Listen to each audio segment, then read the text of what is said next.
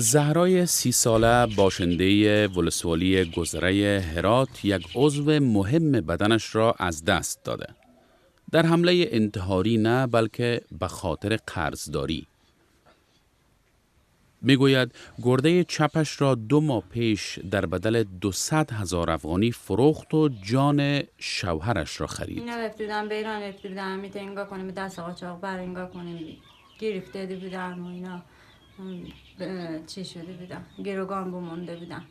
انگاه کنیم به خاطر خرج به چکاخ و چیزی مجبور بودم، خرج به چاخ بودم چیزی انگاه کنیم مجبور بودم که جمع کنم از این به حساب شناسا انگاه کنیم بستانم پول میلی بودم که پیا به چاخ اینا خلاشن بیاره انگاه کنیم به همون واسطه انگاه کنیم مجبور شدم دست به همچین کاری بزن.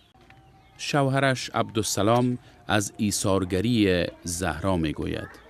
زن ما برفت از می جلویتر خود گرده خوربه داد مر نگدیش که گرده خوربه داد دیگه نمی وقت از می واسه مجبوری دیگه. عملیات جراحی زهرا در هرات انجام شده. با خونه لقمان حکیم هم کار کرد.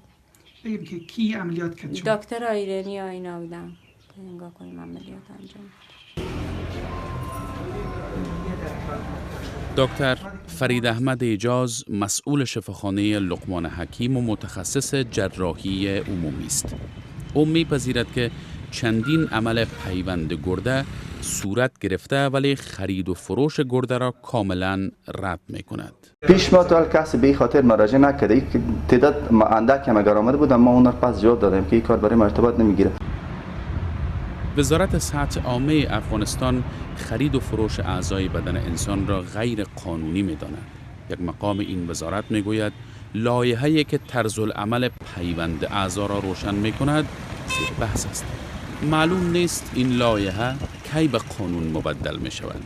زهرا هم نمی‌داند. آنچه را می‌داند خبر بد است که دکتران در شب عملیاتش به او گفته بودند. این عملیات انجام میشد میگفتن که به حساب تو در آینده دیگه صاحب اولاد نمیشی.